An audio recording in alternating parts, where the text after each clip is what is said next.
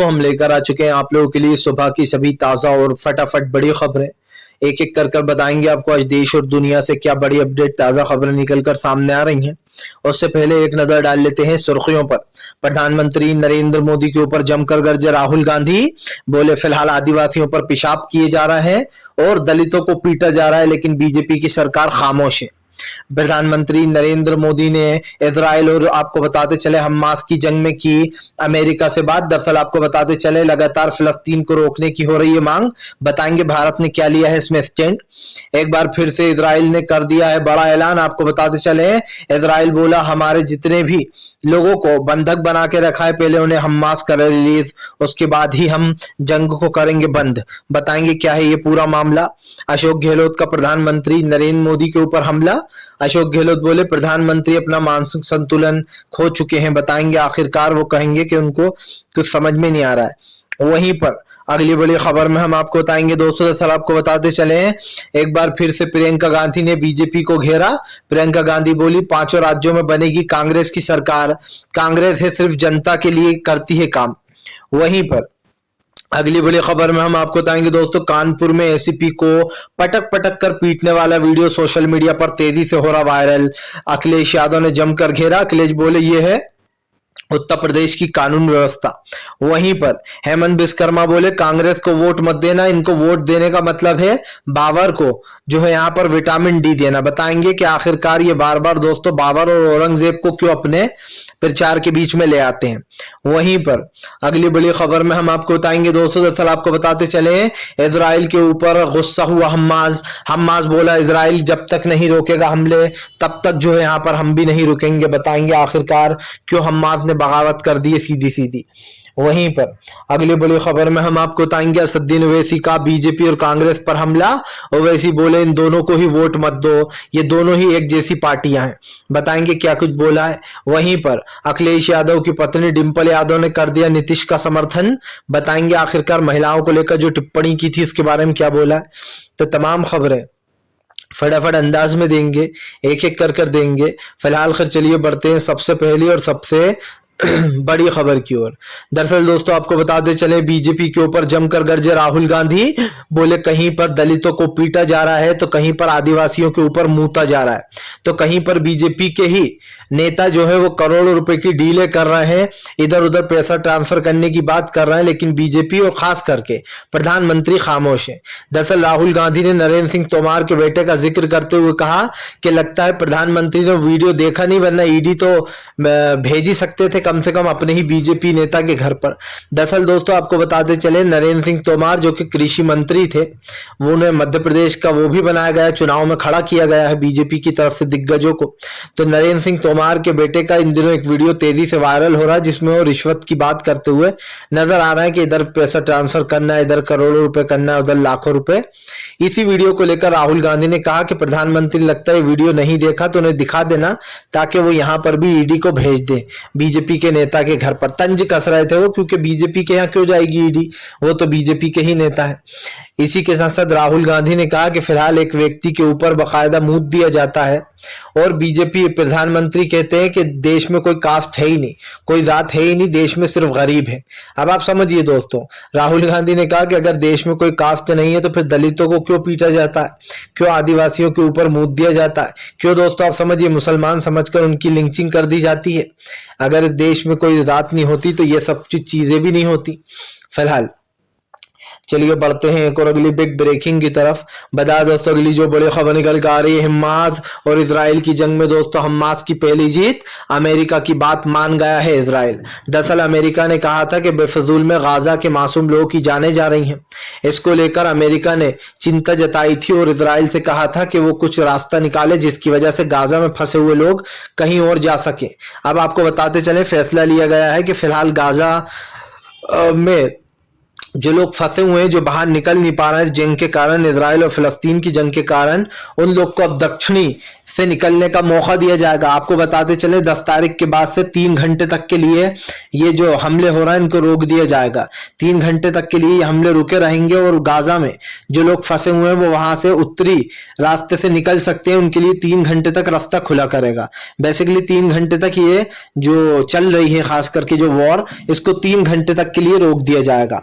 आपको बताते चले लगातार इस वॉर को बढ़ता हुआ देख काफी ज्यादा चिंता में थे गाजा के लोग। ऐसे में अभी गाजा में सब कुछ खत्म होता हुआ नजर आ रहा है। आपको बताते चले यहाँ पर एक बड़ा फैसला ये लिया गया है कि अब इसको रोकने के लिए खास करके एक बड़ा फैसला ये लिया गया है कि 3 घंटे तक के लिए बंद कर दिया जाएगा ताकि वहां के लोग निकल सके। आपको बताते चले हमास ये अपील पहले से कर रहा है कि फिलहाल ये जंग रोकना चाहिए कम से कम 2-3 दिन के लिए ताकि जो फंसे हुए लोग हैं वो निकल सकें। आपको बताते चले अब ये अमेरिका के दबाव डालने के बाद, अमेरिका के विदेश मंत्री और जो बाइडन के दबाव डालने के बाद ये फैसला लिया गया है। ये भी दोस्तों जो बाइडन ने दबाव में फैसला लिया है। दरअसल आपको बताते चले तमाम खाड़ी देश यानी कि जितने भी सऊदी देश है, मुस्लिम देश है, उन्होंने जो बाइडन के खिलाफ मोर्चा खोल रखा है। उन्होंने जो बाइडन को गलत ठहराते हुए कहा कि जो बाइडन ने इजराइल की मदद कर कर मासूम लोगों की जानें ली हैं। यही कारण है जो बाइडन को हार का डर सता रहा है कि पिछले साल जो चुनाव होने वाले हैं 2024 में दोस्तों, उसमें उनकी हार भी हो सकती है। कई लोग खफा हैं जो बाइडन से।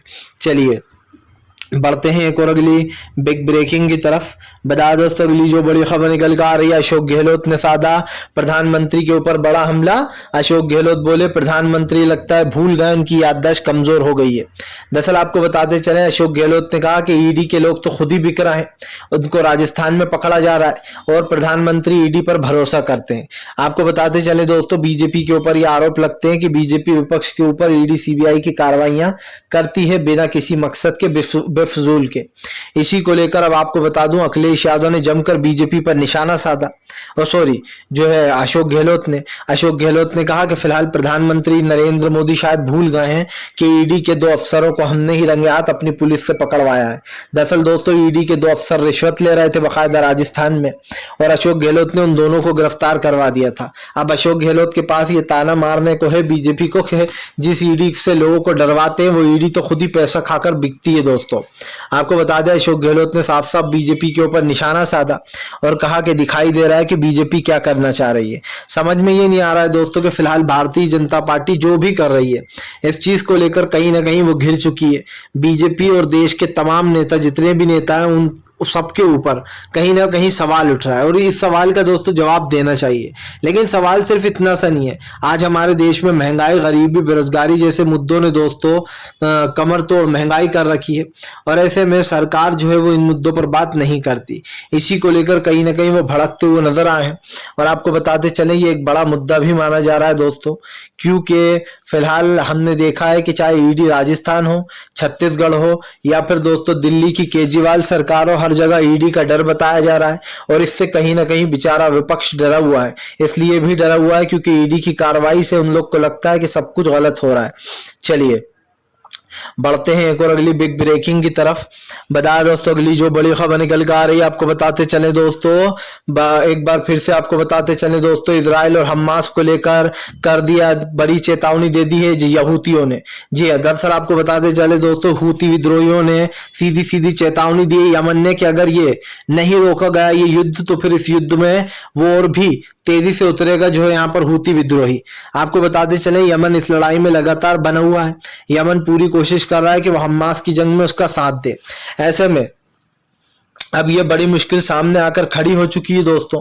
आपको बताते चले हूती विद्रोहियों ने पहले भी समर्थन किया है और एक बार फिर से वो इस समर्थन की बात कर ही रहे हैं। पहले भी हूती विद्रोहियों ने जो है यमन ने मिसाइलें दागी थी और ऐसे में हमास को काफी सपोर्ट मिला था। अब एक तरफ तो हिजबुल्लाह ने भी अमेरिका को चेतावनी दी थी जहां पर उन्होंने कहा था कि अगर नहीं रुके ये लोग तो फिर हम जो है यहाँ पर बम से अटैक करेंगे, मतलब इस शिप को हम चाहे तो 2 मिनट में उड़ा सकते हैं। ऐसी बातें हिजबुल्लाह ने साफ कही थी कि नादान समझ रहे हैं कि वो हमारे निशाने पर नहीं है। उन्होंने कहा था कि हम जानबूझकर ये नहीं कर रहे, जब करना होगा तो हम उड़ा देंगे। लेकिन आपको बताता चलूं, अब ये मामला बढ़ता चला जा रहा है। जिस जंग को रोकने की कोशिश भी की जा रही है, पर एक चीज तो साफ है कि यहाँ पर ये मैटर साफ हो चुका है कि अभी इस वक्त इस चीज को रोकने के लिए तमाम लोग लगे हुए हैं, चाहे वो विपक्ष के नेता हो वहां के, या फिर दोस्तों आप समझिए खुद सरकार के नेता ही नेतन्याहू के खिलाफ मोर्चा भी खोले हुए हैं। ऐसे में अब ये देखना होगा कि फिलहाल इजराइल और हमास की इस जंग में क्या नया बड़ा बदलाव आने वाला है, क्या इस पर रोक लगने वाली है, क्या टेंशन बढ़ने वाली है। क्योंकि दोस्तों एक चीज तो साफ हो चुकी है कि फिलहाल अभी काफी कुछ बदलाव दिखाई दे रहे हैं हमें, और इसमें कहीं ना कहीं काफी कुछ चेंजेस भी होंगे। फिलहाल चलिए बढ़ते हैं एक और अगली बिग ब्रेकिंग की तरफ। बताया दोस्तों अगली जो बड़ी खबर निकल कर आ रही है, आपको बताते चले दोस्तों, भारतीय जनता पार्टी के ऊपर जमकर गरजते हुए नजर आए नीतीश कुमार। नीतीश बोले बीजेपी को बस एक बखेड़ा खड़ा करना होता है, बीजेपी हर काम से नाखुश होती है। उन्होंने कहा आरक्षण पर हमने घेर लिया, इसलिए ही वो ये सब कुछ कर रही है। दरअसल दोस्तों नीतीश कुमार ने 2024 का दाव खेल दिया है। नीतीश कुमार ने आरक्षण वाला मुद्दा उठाकर उन्होंने ऐलान कर दिया है कि हम 50% से 75% आरक्षण करते हैं, जिसके बाद बीजेपी में खलबली मच गई है। जाहिर सी बात है, कहां 50 था, कहां 75% आरक्षण कर दिया गया है, जिसके बाद बीजेपी में भगदड़ मची हुई है। बीजेपी परेशान है कि आखिर किया जाए तो दोस्तों क्या किया जाए। सबसे बड़ी बात यह है दोस्तों कि इस वक्त बीजेपी के लिए ये सबसे बड़ी टेंशन बनी हुई है, क्योंकि आप भी जानते हैं कि इन चीजों को लेकर ही बीजेपी जो है वो निशाने पर रहती है विपक्ष के, और अब कहीं ना कहीं विपक्ष के ये निशाने जो है बीजेपी के लिए भारी पड़ते हुए नजर आ रहा है। क्योंकि हम आपको बताते चले ये मैटर एक लंबा मैटर है दोस्तों, इसमें बीजेपी कहीं ना कहीं घिरती हुई नजर आ रही है। क्या जाहिर सी बात है इन मुद्दों पर जो है बीजेपी को इसीलिए घेरा जा रहा है दोस्तों, क्योंकि ये बिहार सरकार का सबसे बड़ा फैसला है। और वैसे भी प्रधानमंत्री ने जो आरक्षण की बात की थी वो बिहार वाले मुद्दे में कहीं फिट नहीं हो रही थी, इसी को लेकर बीजेपी घिरी हुई है आरक्षण वाले मुद्दे पर भी दोस्तों। और कहीं ना कहीं बीजेपी की जो एक विचारधारा उस पर भी सवाल उठता ही रहता है। लेकिन आरक्षण वाला मुद्दा बहुत ज्यादा जरूरी है बिहार में, क्योंकि बिहार में 75% कर दिया गया है, यानी कि 75%।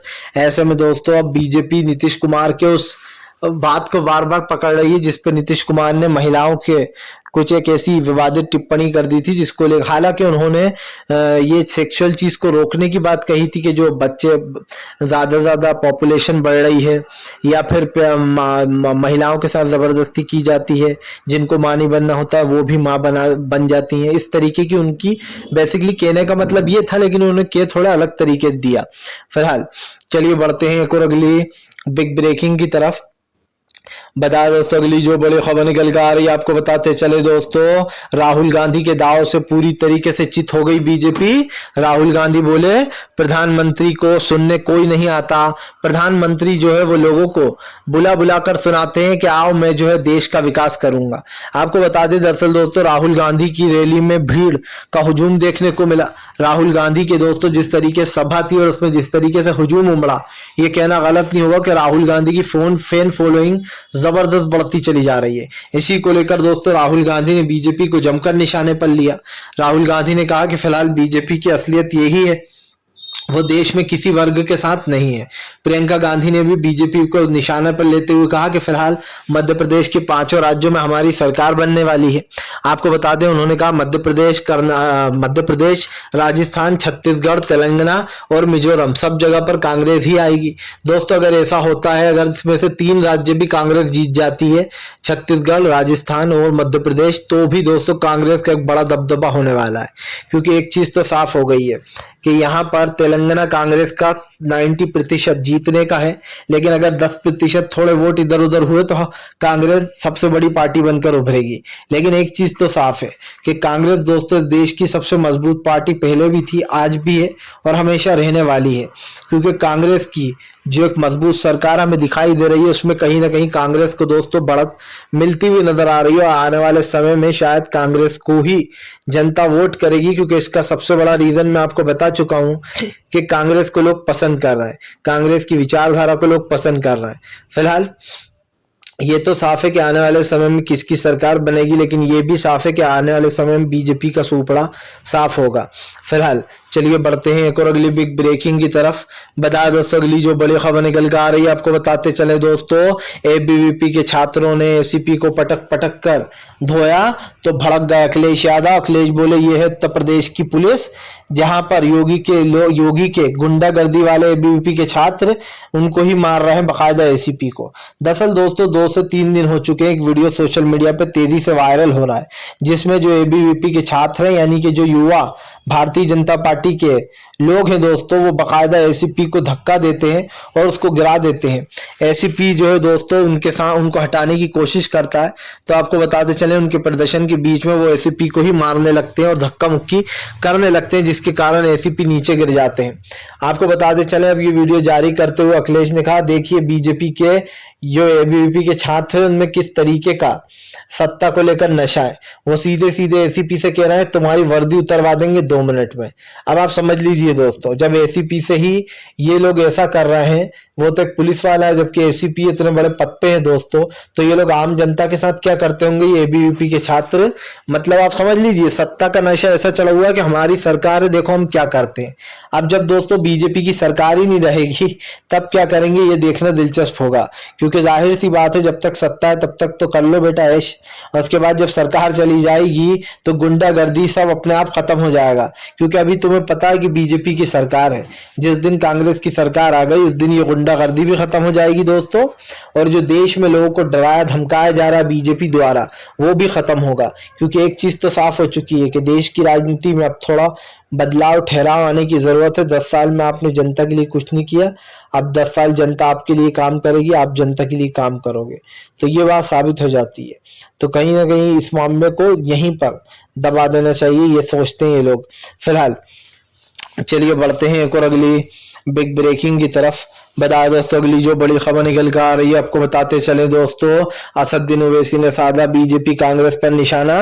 ओवैसी बोले कांग्रेस को वोट दो या बीजेपी को वोट दो एक ही बात है। दरअसल दोस्तों ओवैसी लोगों में भ्रम फैला रहे हैं कि कांग्रेस और बीजेपी को वोट देने का मतलब एक ही है। आपको बता दें ओवैसी को डर लग रहा है कि कहीं वो तेलंगाना हार ना जाए, क्योंकि हर बार जो है तेलंगाना में केसीआर और ओवैसी की पार्टी ही जीतते हैं। आपको बताते चले असदुद्दीन ओवैसी ने कहा कि फिलहाल कांग्रेस और बीजेपी कितनी कोशिश कर लें उनका यहाँ पर कुछ नहीं होने वाला है। उन्होंने कहा गृह मंत्री अमित शाह आते हैं और कहते हैं कि असदुद्दीन ओवैसी का स्टीयरिंग जो है वो किसी और पार्टी के हाथ में है, मतलब कि केसीआर की पार्टी के हाथ में।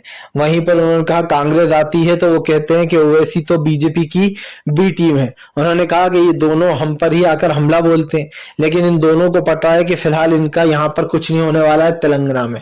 दोस्तों आरोप लगाया जा रहा है कि फिलहाल जो बीजेपी कांग्रेस है वो सिर्फ हवाई बातें कर रही है, लेकिन तेलंगाना में उसको कुछ नहीं मिल रहा है।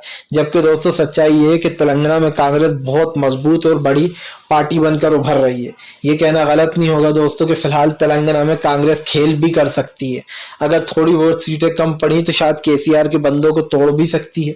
लेकिन सवाल सिर्फ इतना सा नहीं है दोस्तों, सवाल ये भी है कि शायद केसीआर हो या फिर ना हो दोस्तों, तेलंगाना में कहीं ना कहीं कांग्रेस का डंका बज रहा है और इस चीज को कोई झुठला नहीं सकता है। इसी को लेकर ओवैसी चिड़े हुए हैं। ओवैसी ने साफ कहा कि फिलहाल राहुल गांधी को तो ये तक नहीं पता कि मैं वहां पर असम में चुनाव भी नहीं लड़ा कभी, पर वो कहते हैं कि मैं असम में भी चुनाव लड़ता हूं। उन्होंने कहा प्यारे तुमने मुझे एक आइडिया दे ही दिया आखिरकार, और मुझे बता दिया कि अब की बार मुझे असम में भी जाना चाहिए। आपको बता दें दोस्तों अब ओवैसी ने सीधा सीधा चैलेंज कर दिया है और कहा है कि फिलहाल वो असम में भी जाकर चुनाव लड़ेंगे। लेकिन सीधी सी बात ये दोस्तों कि फिलहाल इस वक्त बीजेपी की मुश्किलें काफी बढ़ चुकी हैं, क्योंकि तेलंगाना में बीजेपी सबसे लास्ट पार्टी बनेगी। फिलहाल चलिए बढ़ते हैं एक और अगली बिग ब्रेकिंग की तरफ। बता दोस्तों अगली जो बड़ी खबर निकल कर आ रही है आपको बताते चले दोस्तों, पवन खेड़ा का बीजेपी के ऊपर बड़ा हमला।